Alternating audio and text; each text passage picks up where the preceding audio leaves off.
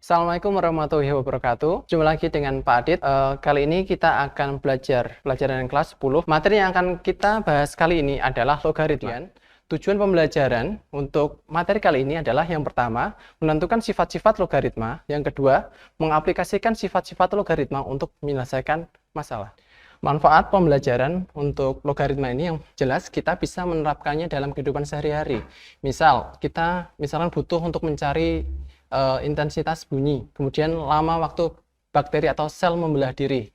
Atau ketika kita deposito, kita ingin menentukan hasil dari deposito, kita ingat kembali dulu materi sebelumnya, yaitu materi eksponen. Ya, di sini kita punya 8 sama dengan 2 pangkat 3. Jadi bentuk 8 bisa diubah menjadi bentuk 2 pangkat 3. Kemudian, jika kita punya persamaan 2 pangkat X sama dengan 8, di sini kita akan mendapatkan penyelesaiannya X sama dengan 3.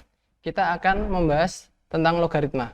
Untuk bentuk logaritma sendiri, itu adalah A log X. A adalah bilangan basis atau bilangan pokok, dan A-nya harus positif dan tidak boleh 1. Dan X adalah numerus atau domain dari logaritma. X juga harus positif. Untuk memahaminya, kita bisa, misalkan kita punya A log X sama dengan Y.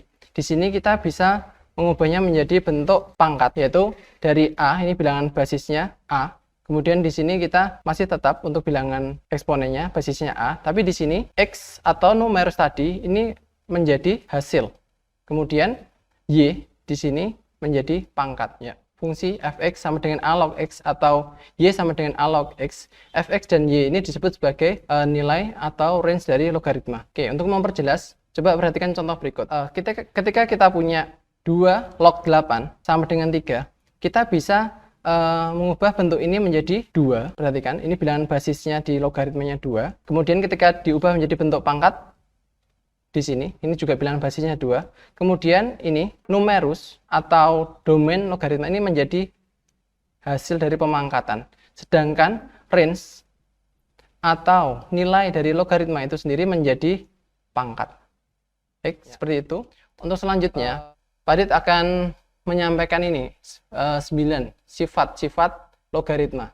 Sifat yang pertama, ini ada 2 sifat sekaligus, ini sebagai sifat dasar, yaitu A log A sama dengan 1 dan A log 1 sama dengan 0. A log A sama dengan 1 itu misalnya seperti apa, Pak?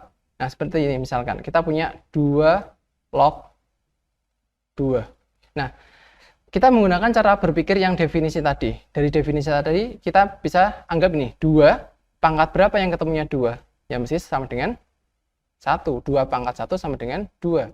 A log 1 sama dengan 0, itu maksudnya seperti apa? Misalnya gini, 2 log 1. Nah, ini kita berpikir 2 pangkat berapa yang hasilnya 1. Tadi kan kita sudah tahu, 2 pangkat berapa? 2 pangkat 0. Jadi, dari yang kita ingat tadi, kita masukkan ketemunya adalah 0. Ini berlaku. Lalu, sifat yang kedua. Sifat yang kedua ini berhubungan dengan penjumlahan logaritma. Ya, di sini misalkan kita punya 2 log 3 ditambah 2 log 5 misalkan.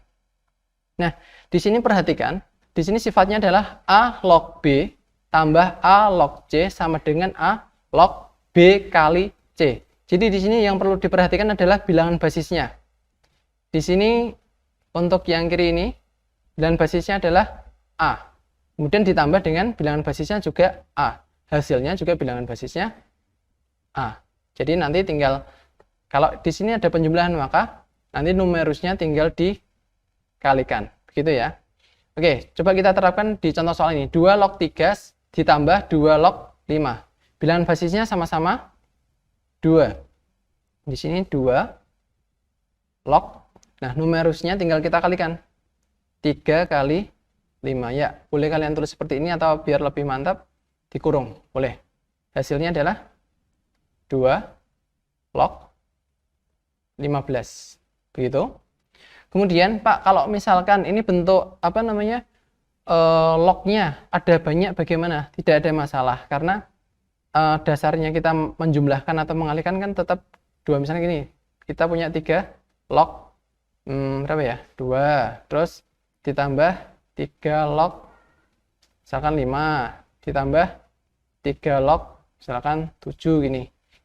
Kan ini ada 3 bilangan log Pak, ini bentuk log ada 3 ya, nggak masalah karena di sini penjumlahan semua dan yang penting apa? Bilangan basisnya sama yaitu di sini 3. Sehingga di sini 3 log 2 kali 5 kali 7. Ya. Jadi tidak ada masalah untuk ketika bentuk lognya ada banyak. Selama itu penjumlahan tinggal dikalikan saja. Sehingga kalau kita tulis hasilnya ini menjadi 3 log 2 kali 5, 10 kali 7, 70. Jadi ada 9 sifat. Sekali lagi nanti kalau semisalkan kalian membaca buku kok sifatnya urutannya berbeda atau kok ini kok nggak sama ya Pak ya seperti ini ya.